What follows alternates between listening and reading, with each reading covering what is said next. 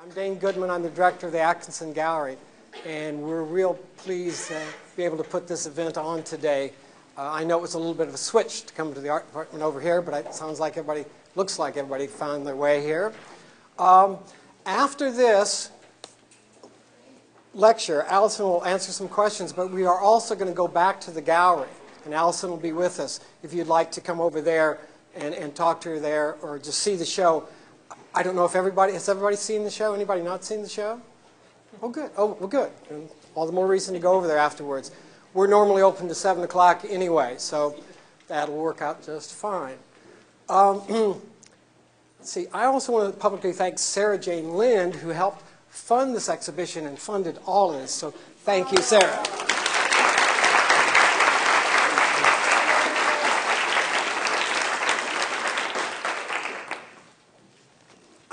I'm going to talk about couple things before Alison starts. And one thing is, of course, we're so thankful that she's here. But I want to talk about where I see her in the place of American art, because this is something that she won't talk about, but what I see. We just did a filming in the gallery, which will appear in January on the local television things. And they asked me to say a few things. And what I want to say is, in the history of American art, and there's some art historians here, so I know they're going to be on target on me on this. There really are about two major families. And one is the Peale family from the 18th and early 19th century, Charles Wilson Peale. And then the sons, Rembrandt, and there's a daughter, Sarah, and James. They were sort of like the first family of American art. Portrait painters, still life painters, really well known in all the history books. And then in the 20th century in America, of course, there's the Wyeth family. N.C. Wyeth, if you know him, well-known painter, but really well-known as a book illustrator. Then the son, Andrew Wyeth, comes around, and he's really well-known. And then Jamie Wyeth comes along. There also is the Alexander Calder family. I don't know if all of you know this. Alexander Calder's father and grandfather were well-known artists in the Philadelphia area. So this has all been going on. But if you notice what this is that it's mainly about painting. It happens in the East, mostly Philadelphia-ish kind of area, and it's mostly male, right? But it comes out of the European painting tradition, Northern European painting tradition. But what starts happening in the 60s and the 70s is something very different. And I think this is what Alison is a part of. One thing that's going on that's not exactly in the art world is going on in New Orleans. Ellis Marcellus is raising his family, these great musicians, Wynton and Bradford, and that's going on down there. But out here on the West Coast, you know, Alison is being raised by her family, her mother Betty and father Richard, both of who are artists. So she's growing up in this art family.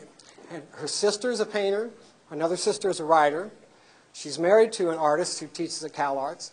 Her son is going to Cal Arts, and her youngest daughter, it looks like she'll be an artist. So we have this whole art family, for better or worse. As all of us artists with children that want to be artists, we always kind of want them to be accountants, but it doesn't seem to work that way. But what's different here is that it's happening on the West Coast, right? And it's not coming out of the European tradition. And a lot of it is about from the feminine point of view. And this is radically different. And of course, it's happening on the West Coast, and the source material is not just necessarily looking at the history of art coming through that painting tradition. It's about something else. And so, for me, and I hope there'd be somebody else to say, oh, you've completely forgot this other family. Like, you forgot the Marx Brothers or something. But I think, I genuinely believe this. Her mother is in all the art history books. Alison was in my office, and we were just opening art history books, and you'll see Alison's work in there. This is a family you're going to know more and more about, and history will prove this to be true. So without a whole lot more ado, I wanted to introduce you to Alison. If you don't know about her, her works are in major museum collections all over America. Her works have been shown like at the Hirshhorn, at the Whitney. Her works in the collection at MoMA and the Met in New York City. We are so lucky to have her here. Alison Saar.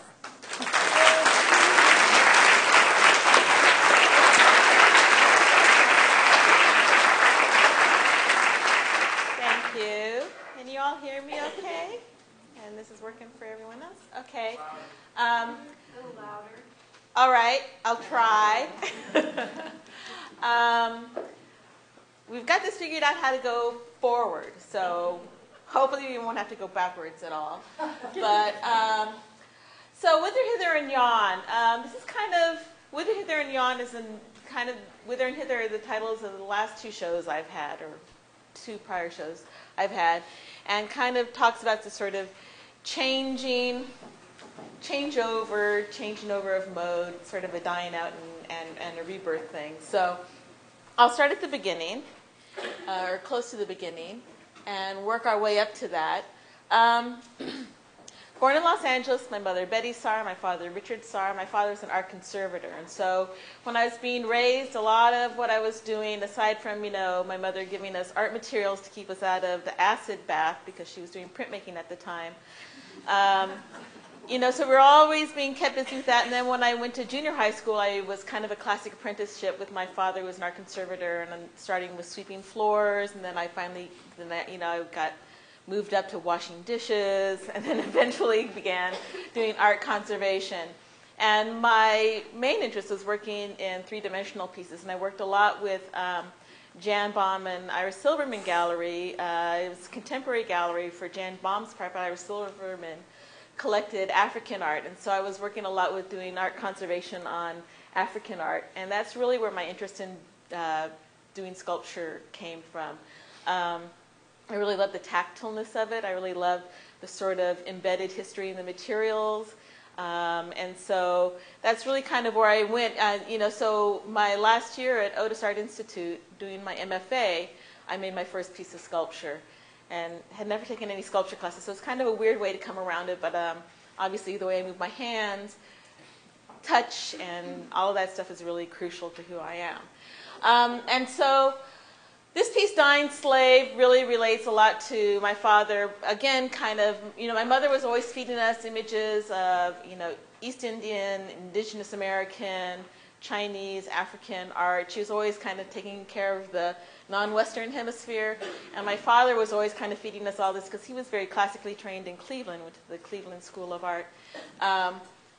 He was constantly feeding us, Renaissance and Greek stuff, and so I was always perplexed by Michelangelo's Dying Slave, because he's kind of like taking this T-shirt off, and he's very well-defined, very muscular, and doesn't look like he's dying or nothing.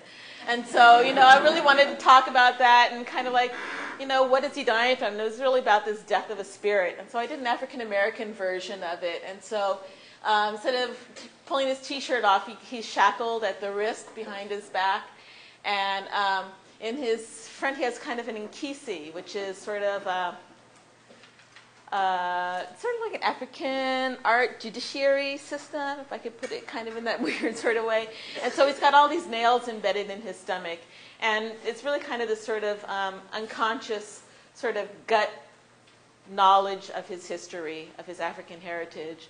And so he's got all these nails. And then if you go around back, the way I work is I glue a bunch of wood together, and I whack at it with a chainsaw for a while, and then I go back with a chisel, and then I cover it with this sealing tin, which becomes this sort of skin. And so in the back, I've literally taken one of those old-fashioned can openers and pried the skin open. And so where he's been whipped on his back, it's peeled back. This tin is kind of peeling away. And this is raw red wood underneath. And so it's really just talking about, the dying slave and the death of the spirit in being enslaved. Okay. This piece is called Blonde Dreams. And it's kind of like the Rapunzel story where, you're in your ivory tower and you let down your beautiful golden long hair and some prince climbs up and saves you from yourself sort of thing. And so this is this woman who, if she's blonde, she's black, but if she has golden blonde, beautiful hair, then someone's going to save her. And so it's kind of, this sort of aspiring towards Western beauty, the blacks aspiring towards, hair straightening and peroxiding and all this stuff. But just as women in general, that if we kind of like make ourselves beautiful and kind of lay it out there, some guy's going to save us from ourselves. And so that's really kind of about that. And so she's actually, it's all one piece of poplar, a 7-foot long piece of poplar. And so the figure is painted blue and covered, and then has this sort of tar surface on it. And then the hair is a classic gold leaf with red bowl and all of that, which is one of the things that my dad trained me how to do. Yes? I wonder if we could turn off the overhead lights. Oh, yeah. Is that possible? Well, Or is that not possible I think it's video-wise? like this, or it's completely dark and then you won't be able to see it. Are you having trouble seeing the image back there? It would be a little richer if we could bring him. Can we bring him down a little bit? Let's see Or what one happens. set? See, and I think that's sort of my choice, is like that or that, right? And I tried the dimmer yesterday. I couldn't get anything to happen. Oh, I mean, Diane, unless you know.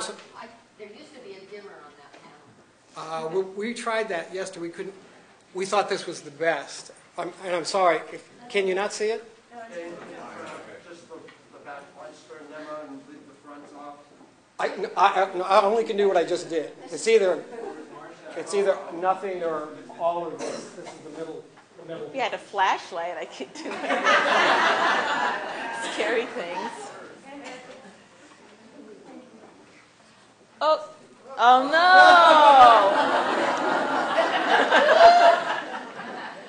Oh no! Is this going to be possible? Okay, here we go. No, the back button's not talking to us, so. All right, there we go. Okay. Yes. Oh, you know, I don't know if I could really do that. I'm sorry. I could do like, well, I was still living in New York. My son was 1, so that makes this 1992. And the one before that was probably like 90s, or maybe 89. Okay. All right, I'm sorry. And you'll see I kind of gauge everything according to my kids. When my son was about a year old or 2 years old, and I was living in New York at the time. I moved to New York back in 1982.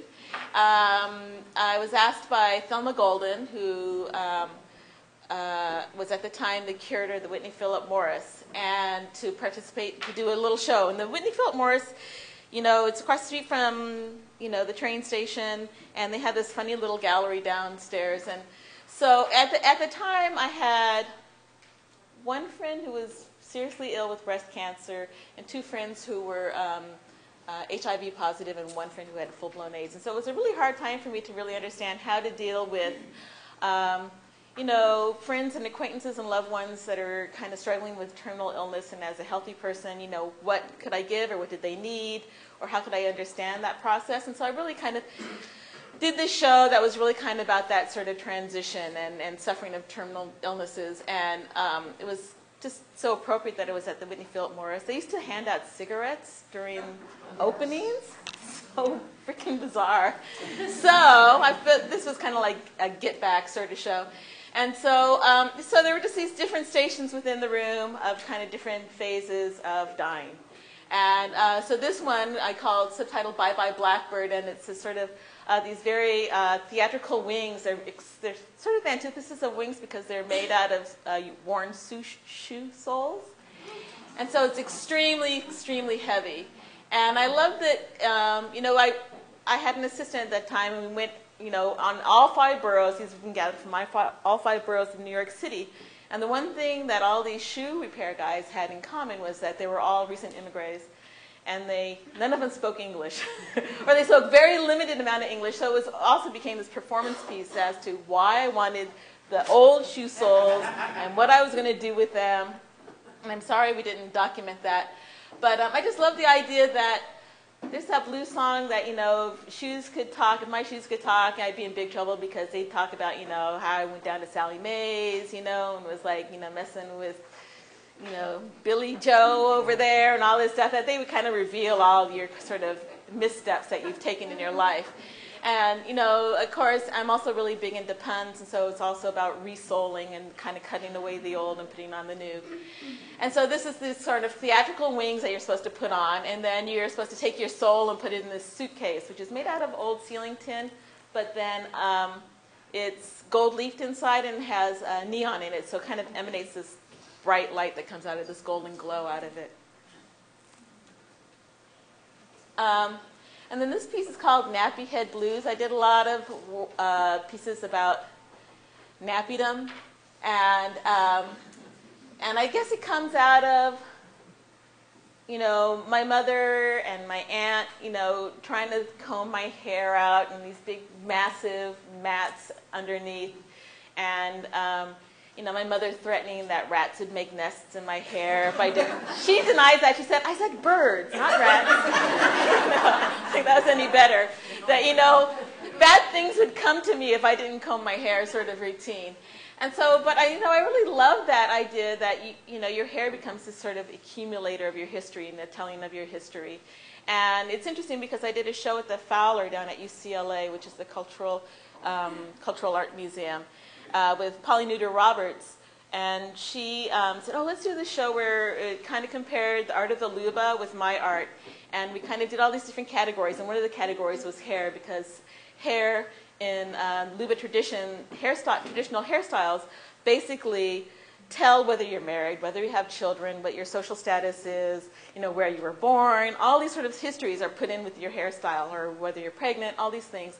And the same with skin and scarification. And so I really started seeing these as sort of these testimonies of these people's lives. And so in it, she's got like a scrub brush, and there's like a pig and some winged victory, and all these different things that kind of tell this story about who she is and what she's been up to. And then this is called Chaos in the Kitchen, and the kitchen is that little part underneath, kind of behind your ears, where, you know, just all those snarls just accumulate. And her hair's pretty well fried, but she's, you know, she's got a pair of scissors in her hair from like an abandoned attempt of a haircut and all that stuff. So it's also kind of about the struggle of, and I think for myself, because I'm so light-skinned, that, you know, my hair basically is, you know, my testifier of my African-American heritage. And so it's the one thing that, you know, can kind of be identified. And so, again, this hair kind of just basically blowing your cover if you're trying to pass. Your hair just kind of blows your cover. What size are these? Huh?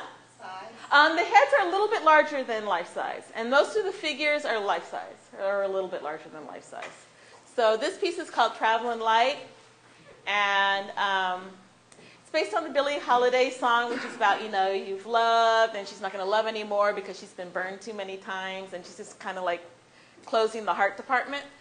And so, but this piece is one of the few cast pieces I've done. And it's a bell. It's kind of like a Chinese gong. And what I love about it, well, you can see like he's kind of got his eyes hollowed out. And a lot of people say, oh, this is about lynching, but it's really about how we lynch ourselves in so many ways, and how we allow things to get in our way of our aspirations and our dreams, and how we allow those barriers that are put in front of us to become barriers. And so this is this guy who's totally apathetic. He's tied up by his feet, which he could easily, you know, if he, you know, had the abs, he could easily free himself, but he's kind of like content to kind of be there. And so when you pull the string in the back, it's this gong, and it's a really, you feel it more than you hear it. It's this real subliminal tone, and it's kind of like how you hear a train in the distance, you know, and you almost feel the train more than you hear it. So, so that's Traveling Light. I need my water. Or anyone, I'll drink yours. Sorry. We can move on to the next one in the meantime.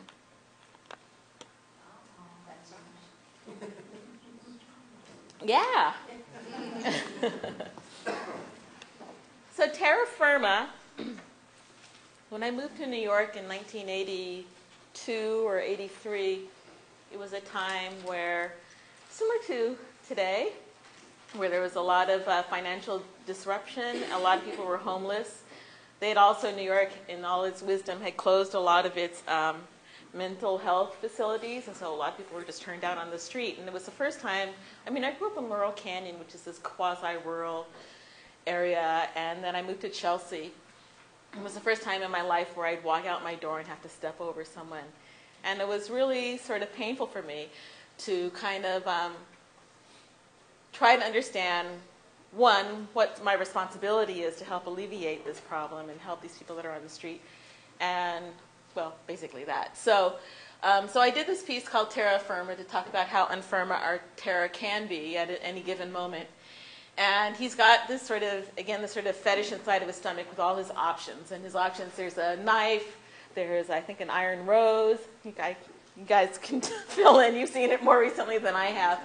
But all these things kind of in there, so it kind of symbolizes his emotions and his choices and his options and sort of what his existence is. And it's curious. I think we were talking about it a little earlier about when I've shown this piece, and I don't know if you've had similar experiences at the museum, in that when I first showed this at the Hirshhorn, I requested that it be right when you walk in the door. So if you wanted to get in the show, you had to deal with this figure somehow. And whether you're going to walk around it or step over it or turn around and leave the gallery, those are your choices. And it was really curious to see how many people, and this was also in the Black Male show, where people will just kind of walk by. They're seeing stuff, eye level and above.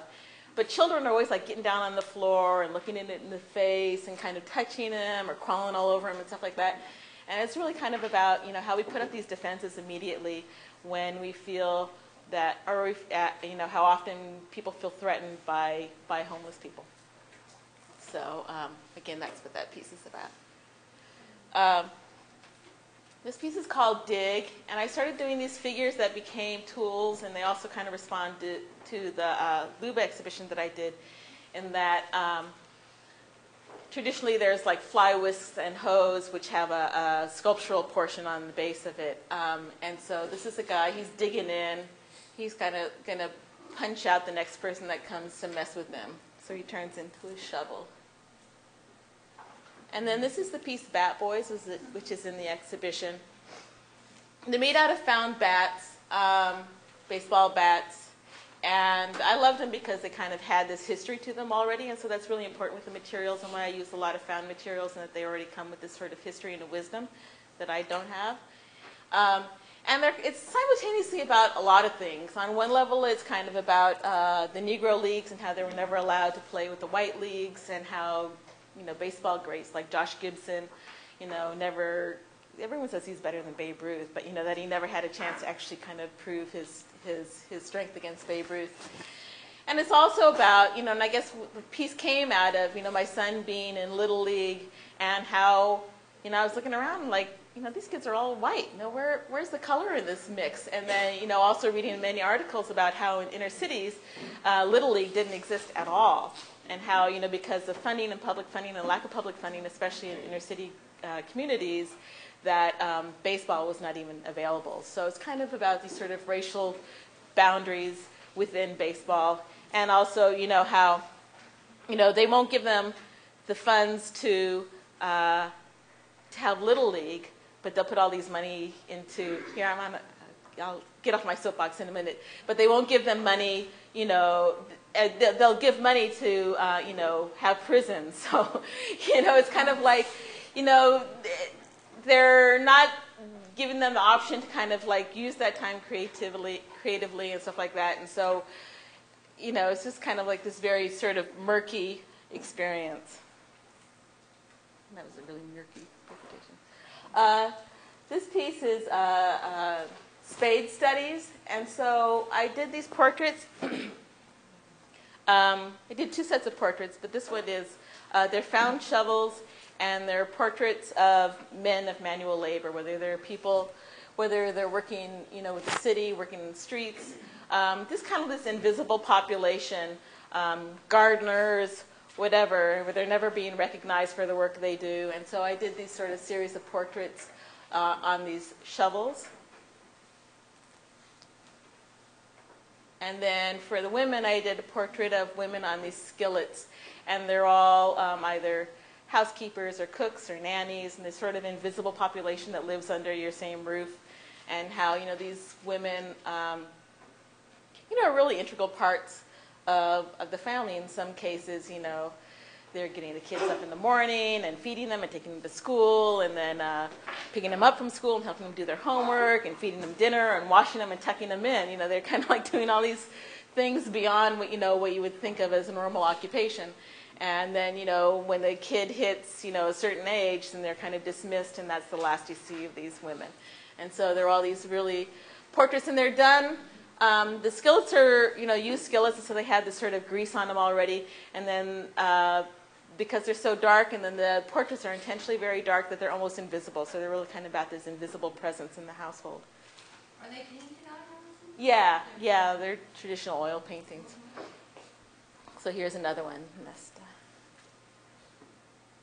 And then this one kind of falls under the same category called Mammy's Whammy. It's a child's dress crocheted out of black human hair. And so, again, it's kind of about the sacrifices that these women make. A lot of the women, especially in New York, are up from the islands, and they've left their own families behind, and so they have someone else taking care of their children so they can raise money to send back to their children.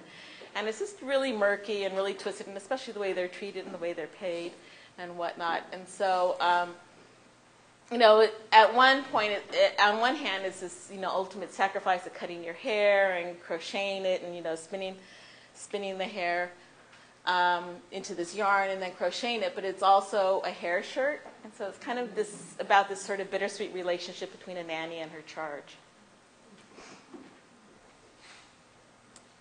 And this is Cool Maman. There are two characters out of the Yoruba pantheon that are really crucial to me. And one is Yemaya, and she's the goddess of the sea and the rivers, and I love her because she's cooling, and she's about patience, and she's about nurturing, and she's about giving. And so she's got all these stacks of white vessels upon her head that are to hold water and cooling and wisdom. And I hope I have the other one here. And the other one is, oh man.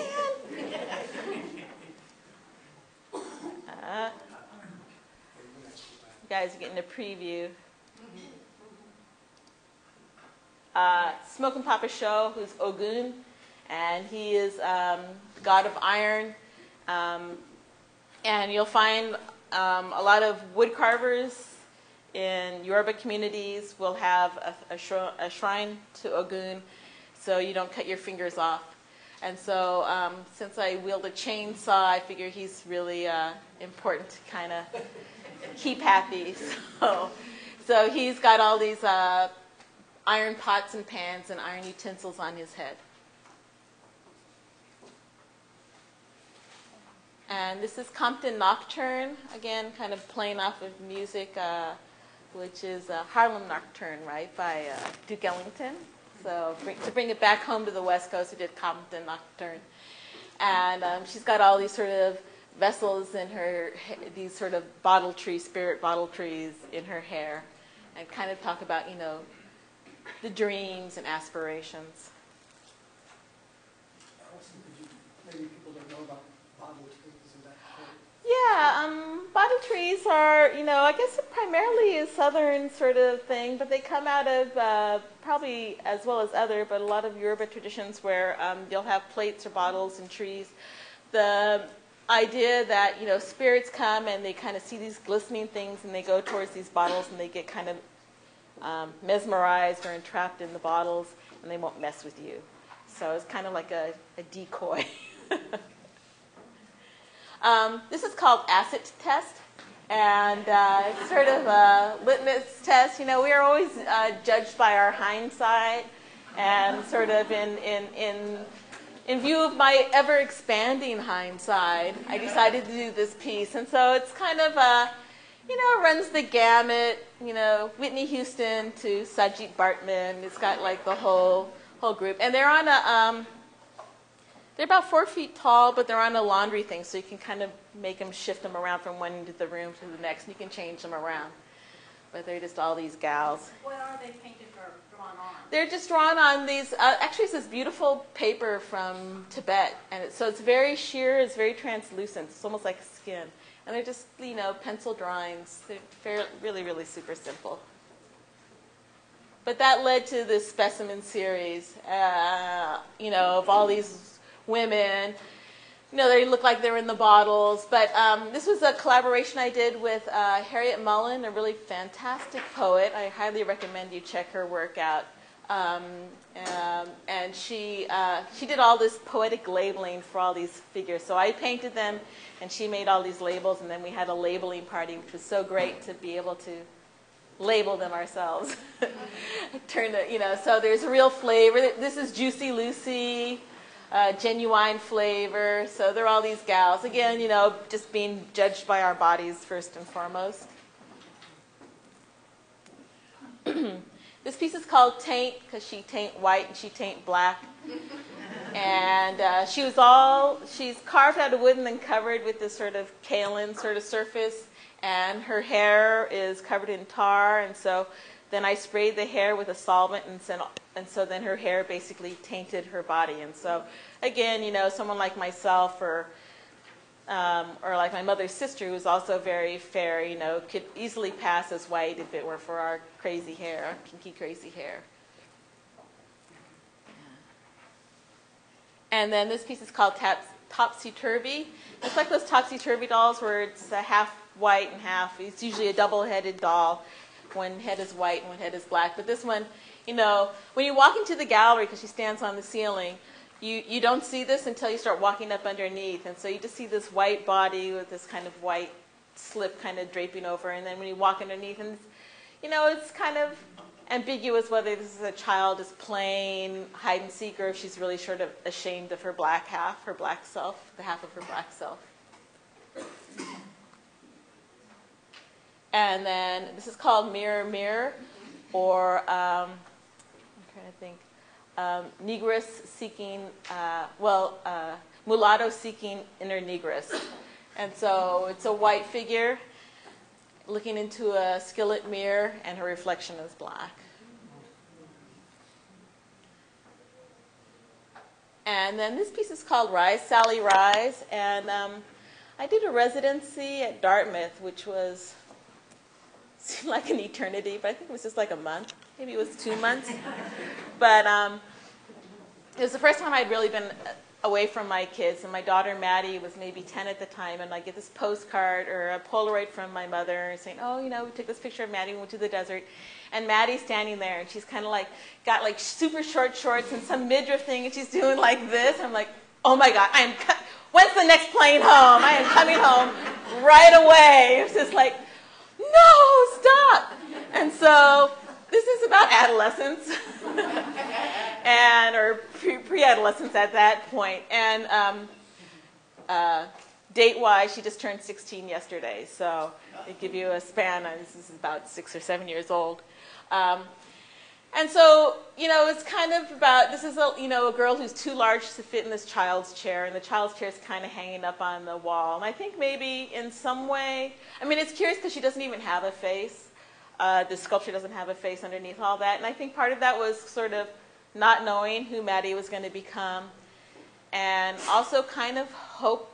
I was just thinking it would just be so perfect if children could go into a cocoon stage. The ideal metamorphosis, if we could take our clues from moths, and butterflies, they just go in this cocoon from, age 12 to 18, and then just come out fully formed, mature, responsible, beautiful, and then fly away. It would be so great. But instead, in the meantime, so this is really this anticipation. So she's all kind of, and actually, the title, Rise, Sally, Rise, comes from that children's song, which is like little Sally Walker sitting in the saucer, rise, Sally, rise, wipe your weeping eyes, put your hands on your hip and let your backbone slip. And you shake it to the east, and you shake it to the west, and you shake it to the one that you love the best. And so it's all about, these kind of children's games. A lot more is going on in there, It's like, first I'm like, why is Sally crying? And then I figure, if she's 13, she's crying all the time. And when she's not crying, she's like, flaunting it. So it's kind of about that sort of stage and that emotional roller coaster as well. And then this is Inheritance. This is the original Inheritance, of which we have the piece in the exhibit. And I'd like to take the time to thank Nevin and Ed and the entire sculpture department in Santa Barbara Community College for producing this lovely edition of pieces, which we hope will help raise funds to continue exhibits like this and continue to support the wonderful art department here. So inheritance. The idea of this piece first came when I went with my mother down to Senegal, and I was just blown away by these kids that were like carrying baskets of stuff on their head and their younger brother or sister on their back, and just like hardworking, industrious kids, and being extremely envious that I could not instill a similar work ethic in my own children. And, you know, just a huge respect for these child atlases.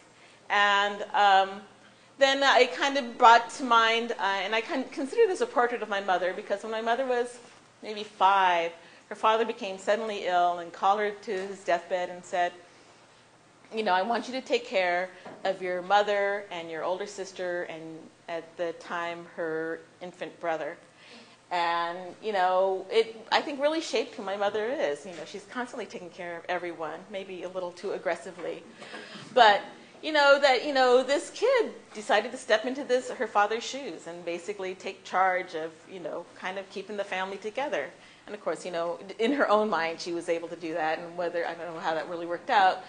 But, just this idea of these children that have to, be called to be mature in a very young age. And so it's trying to pay tribute to all of them. And they inherit a wounded world, and they support it bravely. This is Janus. It was sort of my response to going to war. And so, the god of Janus is the god of war. So one is the face of peace, and the other is the face all embedded in nails, is the face of war. And then this piece is called Lost and Found. And I'm trying to think if I have the other image. So behind one chair it says lost, and the other one says found. And I think it's really kind of talking about a fear of madness.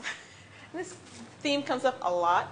So, these two figures of, and I think even earlier on I did a lot of work that was, wild animals versus civilized animals. And I guess I saw in myself that there was this very uncivilized self, this wild self, this reckless self, and constantly trying to keep the lid on that. And so I think a lot of these pieces come out of that, and this fear that, the lid's going to blow off, and, I'm going to be like spewing all over the place. Here's Tango. So again, these are self-portraits. We're kind of battling these two aspects of myself. And then this piece, Treetop, comes from the idea that if a bird gets some of your hair and makes a nest out of it, you'll go mad. And so these are some rather aggressive birds taking the initiative. And here's Coup. I'm trying to think when Coup came about. Was that 4 years? You know the dates probably better than I do. It's 2003. 2003, so it's been a while. No, actually, I think it was 2006. 2006, okay. Because inheritance was 2006. Oh, right. And so this is really about kind of, preparing for emptiness syndrome, and also kind of willing it and wishing it. On one hand, my son's away at college, or at the time was applying for colleges, and then, just trying to get ready to kind of cut it all loose. But it's also really about sort of cutting loose of imagery that I feel has kind of become stale, and wanting to kind of change the work and move into the next stage of my life in some respects. And so here she is. She's poised, ready to cut all this sort of excess baggage loose. Oh. Do we need to go? Okay, I'll go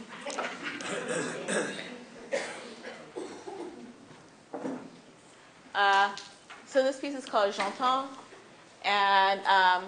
and it's this head, and then if you look inside it, see all of that are all these moths inside of her head. And so again, it's kind of talking about madness, or waiting for madness, the onset of madness. And this is called Mofro. Her hair is barbed wire. My assistants were ready to quit after doing this one. This really was rough. And so she's just tough. I'm not going to take it anymore. And then this is Proclamation, which is kind of like the aftermath of Coup. And then, it's also sort of informed a little bit by Chinese indentured labor in the West, specifically to build the railroads and such, and that they would grow their hair until they had served their time and they had their freedom, and then they would cut their hair off or cut their queue off. And so this is kind of like, nailing your queue up to the wall and declaring, I'm done, I'm free, I'm leaving all this behind. Here it is, the nail. This piece is called Tippy Toes, and it's funny because she lives in North Carolina now, which all the sort of like Southern belle debutantes just love it because they all have their like coming out parties and have to wear these corseted things still and all this stuff. And it's really, again, kind of talking about how, we're, as women, we're sort of victimized by our, aspirations to play into these sort of, idealized notions of beauty, either by wearing really high heels or, rendering ourselves useless through our fashion. And this piece is called Cash, and so she's kind of got this huge. I always wanted to go see like the world's largest string ball. There's that, So this is kind of my, it's fake because it's hollow inside, but this sort of idea that rolled up in all of her hair is all her dreams and her past and her history. And then this is the full-blown version of Suckle. We have a little mini version of it here, but. This really came as a response to looking at the Dogon granary doors. Dogon is a group in Mali, and or partially in Mali, and they have all these breasts on them, like sets of them, and and really kind of alludes to sort of women as protectors and women as nurturers, and so I kind of did this sort of American version where they're on these sort of skillets, these kind of greasy, burnt-out skillets. And they're all different sizes, all different cup sizes. And it's really talking about, protection and nurturing. And then we're also talking about the history of African slave women also as wet nurses as well. So it kind of pulls back from that as well. And then this is kind of coming into the last, the more recent work. I had a show called Hither. So I had the show Coup, which is, okay, it's about cutting away and cutting off all the dead wood. And then I did a show called Wither. So when you cut off the dead wood, it all withers up. And then I did a show called Hither, which was kind of the calling back. And so it was about a celebration of spring and things coming back and rebirth. And so I did all these pieces that kind of dealt with ideas of rebirth and regeneration. And then this one is Equinox. And this is Persephone and her mother. And so, when Persephone was taken into the underworld, her mother mourned so that, all the fields went barren, and hence we have fall. And so she is expressing her milk, which is pouring into the ground. And then Persephone is busy eating pomegranates in the underworld. And so the juice of the underworld is floating up through the ground to meet her mother's milk. Twisted. So those are the two girls on either side of the world. And then this is Sea of Nectar, which is again the sort of mourning of the loss of her daughter. And all of these pieces, they're lunar. I call them lunar seas. They're all based on the what were supposed at the time the seas of the moon that were named by Galileo, and they're even prettier in Latin, but no one would get it, so I've translated them.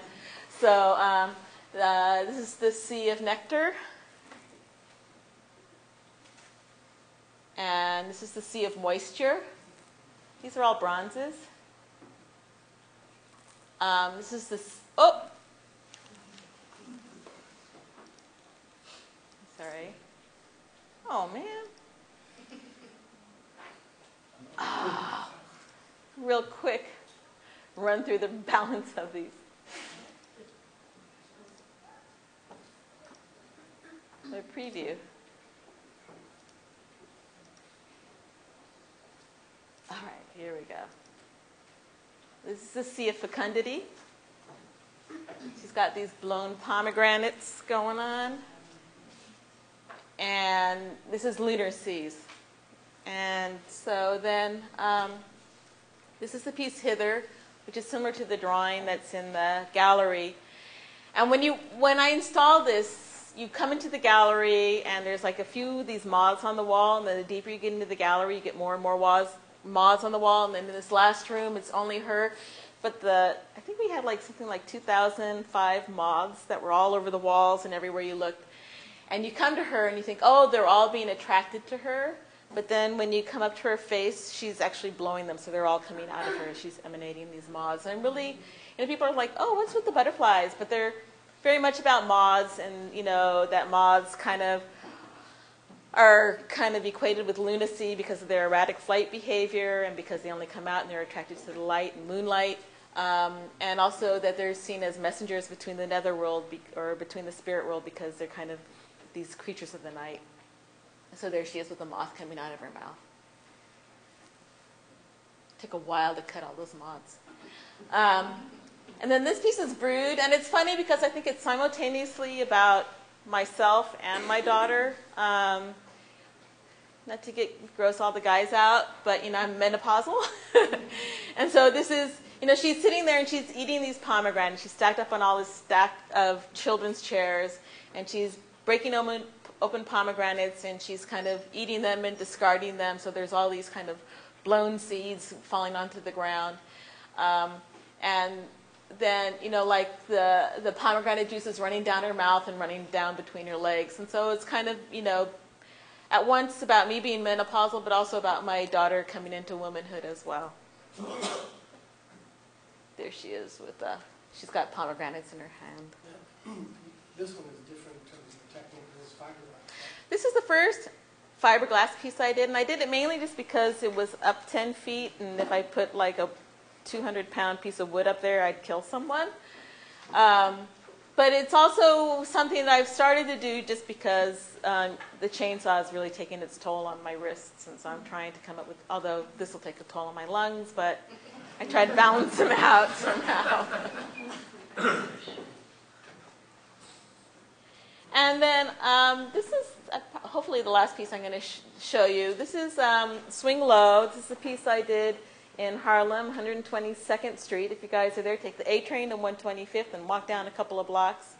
And it's a portrait of Harriet Tubman. And so, she's kind of like, I kind of punned off of the Underground Railroad and kind of portrayed her as this sort of unstoppable train. And so her petticoat, which is classically this sort of feminine feature, becomes this kind of cattle catcher, kind of pushing aside anything that's going to step in her way.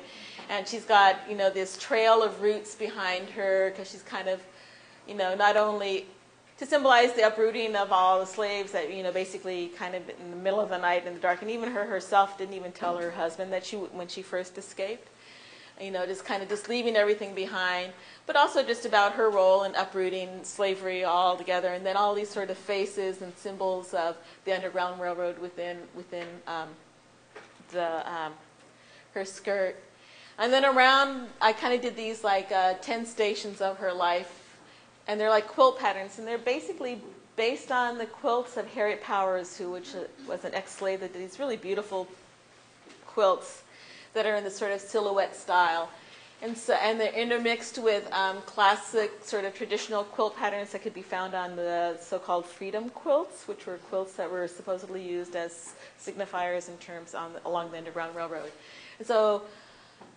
And they all supposedly have this real sort of encoded symbolism, which is also up in, you have all these historians up in arms, so I won't even talk about it. But so this is Harriet Tubman when she was a nurse in the Union Army. And that is her house that she bought. And then later it became a home for not only retired slaves, but just the elderly in general. So she kind of went beyond, being an educator and emancipator. She was also, suffragist. Are those tiles? Yeah, they're, whoa. I guess that's the end. I hate that when your dirty laundry comes up.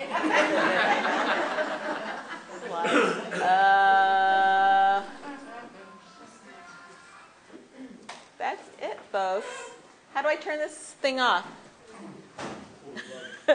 Pull the plug. There you go.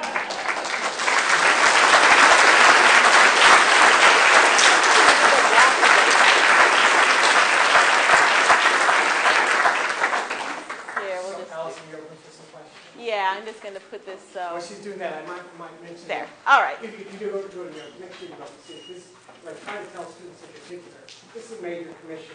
This piece could be up there literally for 100 years. Our grandchildren's grandchildren can go see this piece. Could you speak louder, please? It's an important piece of American art, so if you go to New York City, please go see that. In the future, you've got, in Portland, you're doing also a public commission, right? And that will be done by... March. Maybe,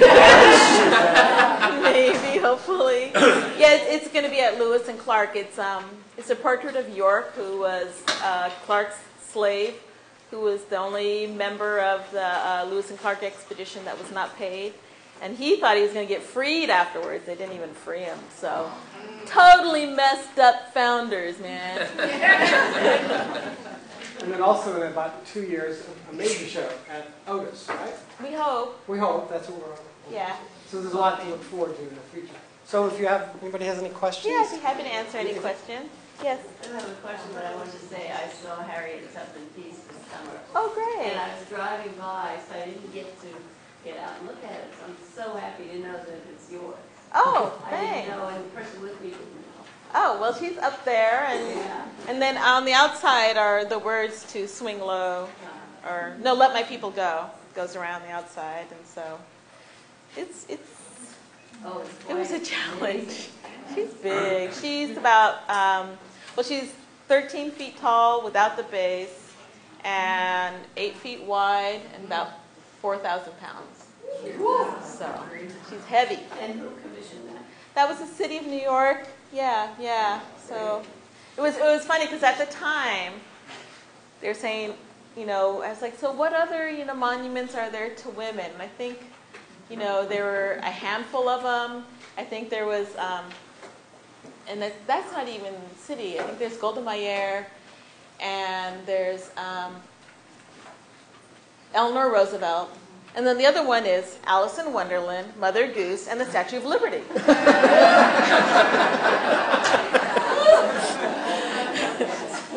I think there's more monuments to dogs than there are to women in the New York City park system.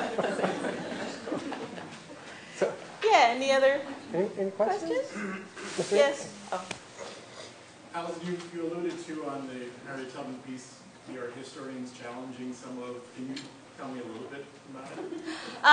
Well, there was a book that was published a while ago, and that's, I just kind of leave it kind of vague. Oh, yeah, these are, and it's known that these are known patterns that are within those quilts, but someone had written a book saying that each of those patterns represented a specific code, like, I think the one that we're looking at, well, the Evening Star is Evening Star, and that's pretty well recognized, but the other, which means, follow the North Star. But there's one that looks like a bear's paw. It's called the bear's paw, and that was to go the way the bear would go. In other words, stay off the road, going through the woods. And there's one log cabin, which like, okay, you've arrived, and you can build your cabin. And so there, someone assigned specific codes to all of these, and that was oral history, which is, of course, is being challenged because there's nothing written about it. So, which is, of course, the problem with our history in general, and that there's nothing written because we were intentionally, not taught how to write or read. So. There's another question here. Yeah, why are pomegranates used throughout your work? Well, and historically pomegranates are these, to symbolize the ovary, that there's all these seeds, and of course they're red and juicy and all of that stuff. And I happen to have a pomegranate tree down the street that, are always there. People can't reach them, so they get blown, and they're just so beautiful. But, so I think it just kind of becomes, especially the blown ones kind of become symbol for becoming, infertile. They're just beautiful as well. Yeah. The titles are such an important part of your work, and the storytelling aspect is, you can see that it brings you such joy. I'm just wondering which comes first, the found objects or the stories? It's kind of half and half, and sometimes it's music. I mean, a lot of things have like blues sort of titles, and sometimes it comes out of music. Sometimes, like, for example, one of the pieces in the gallery, I was just collecting, sort of obsessively collecting scissors and not knowing why. So sometimes it's something like that, or the suitcases, and then all of a sudden it's like, oh, this is what the piece is going to become. And sometimes, it's, comes out of mythology. I encourage you all to study your humanities because it's been the greatest tool. I think I would trade my art education, sorry you guys, for my humanities education any day because it really feeds my work a lot. So a lot of it comes out of Greek mythology, and then I went back in and studied, African mythologies of the African countries and nations and stuff like that as well. I have a second question. Uh-huh. How much are the pieces that you created for edition? The edition, there's an edition of 9, each one are $7,500. And if you know her work, this is a good deal. It's a good deal. It's a good deal. Yes? On that piece, did the students make the ball? Yeah, we had a ball wind-in party, which was really great. Some of you guys are here tonight. Thank you again. That was really fun. We all just rapped. We didn't have much gossip because we didn't know each other that really well, but it was fun. Well, it was really wonderful because Alison was there and her mother was there, and then about 8 or 9 of our students, all female students, were there, and just sat and just rapped. And so really great because you got to spend the time with them. And your mother was going through her book. We have a book on her, and she was talking about each piece in the book. So it was a really great day. And then Marie made the most amazing deal. It's really good. Super great yes, deal. And then there was Stuart besides all of that. Yes. What drew you to wood and chainsaws as opposed to other things? What drove me to wood was that I could find the stuff in dumpsters, and it was free. And I got my first chainsaw when I was doing a residency in Roswell, New Mexico, and I was so paranoid. In fact, I've never seen the Texas Chainsaw Massacre. I never will. But I was so paranoid that I didn't want the chainsaw under my bed, but I hid the extension cord. So I had them separated in case anyone was going to break in and chop me into little pieces. But I got a little bit more comfortable with it. Now that both extension and chainsaw are comfortably residing in my studio. But I'm very impatient, and so it was really the quickest way to get through the material. Yeah. And I like it, too. It's kind of this little macho thing I got going. Question, are you drawn to a particular part of Africa? Well, I guess what I'm most familiar with is the Yoruba culture and traditions. I studied with Dr. Samela Lewis when I was at Scripps College, and that's pretty much what's, was kind of the main thrust of her work.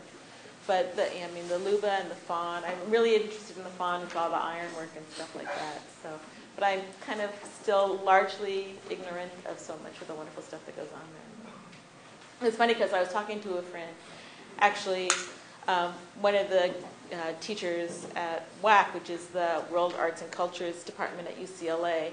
He said, "Oh, I'd really love to go, and study blacksmithing down there." He said, "They will never let you get anywhere near any of that stuff." So that's one of those boundaries that women still can't go into any sort of blacksmithing work. So I'll have to learn elsewhere. We don't teach that yet. Yeah. Who still does blacksmithing? You do blacksmithing? No, I have a question. Okay. With you're the envelope pushing artist, as all significant artists should be, and certainly in the vein of your work, there's one of my favorite artists from the Harlem Renaissance was Augusta Savage, and that I compare her sort of with Jackie Robinson in terms of the envelope pushing of just recognizing African Americans as artists and allowing them to take part in the academy system and all that. And I think as a culture we've acknowledged our shortcomings as a culture with what happened in that part of our history, and that we now come through in a postmodern society.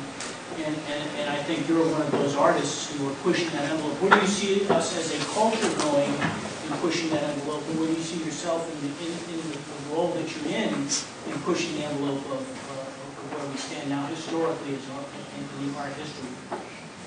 Oh, I don't know if I see myself as pushing any envelopes. I mean, you guys make this stuff.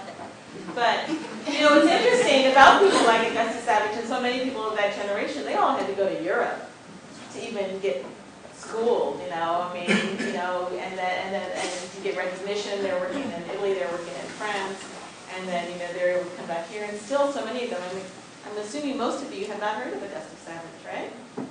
So see, there's still a lot to be done with, you know, that there's, you know, she's a fabulous, you know, some really beautiful work, but it's still largely unknown outside of, you know, specific circles. So, I don't know. You know, I'm wishing all of these sort of boundaries that separate all these, you know, mediums and races and cultures can kind of fall away and people can just make the work and appreciate it.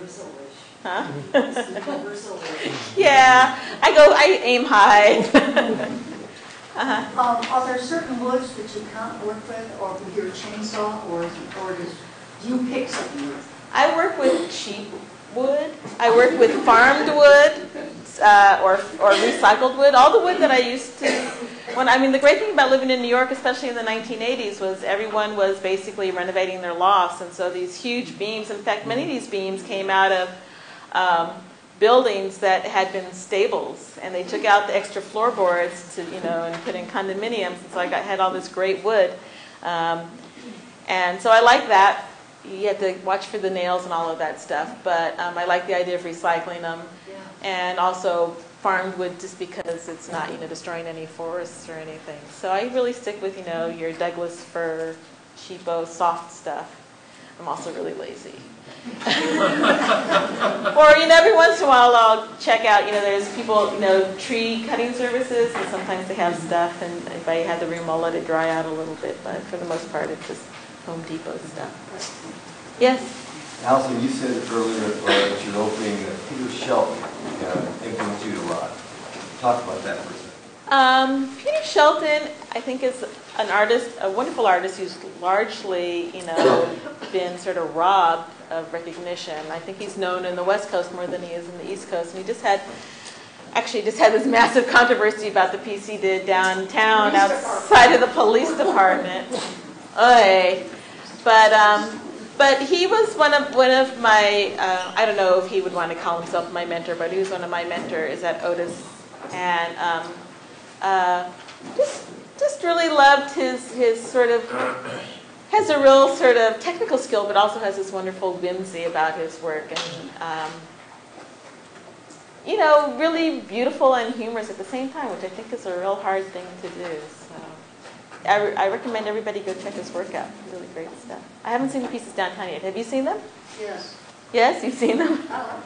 I'm sure they're fabulous. It was funny, he was at a Halloween party and he wore one on his head, and then Lori, his girlfriend, came as chief of police.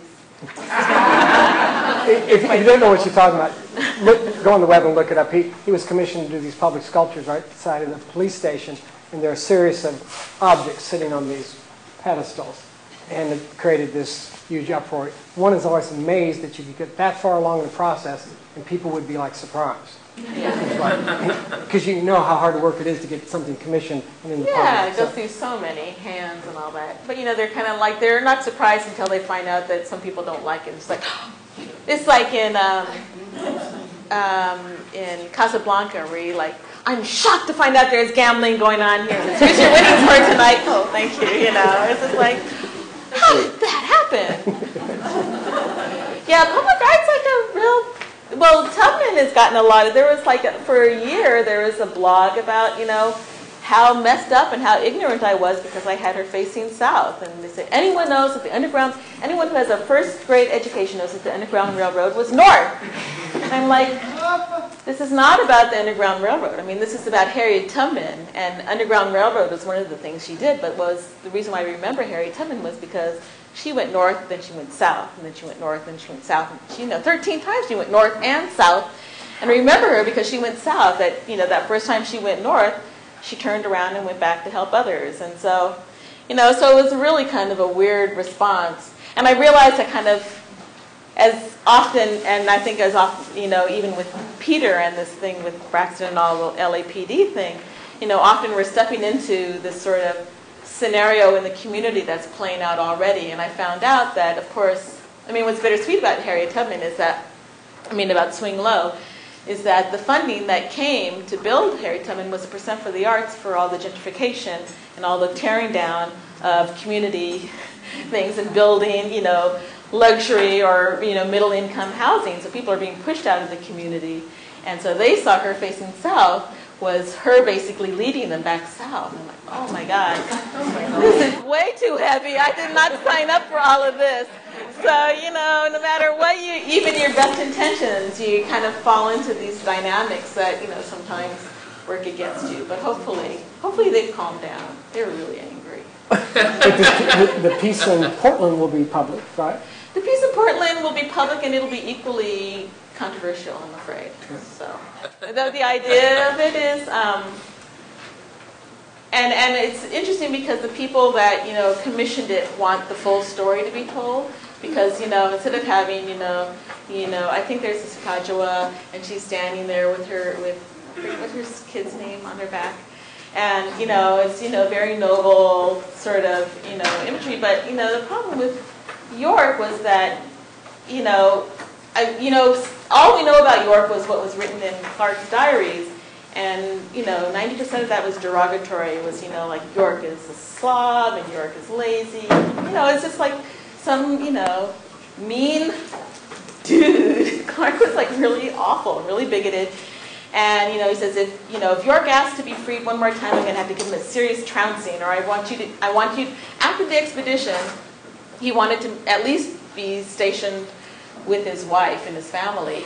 And so he was writing between his letters, Clark and his brother is writing these letters, and he says, if York persists in, being, I don't know what the word was, persnickety, I want you to sell him to the meanest, cruelest slaveholder in the South.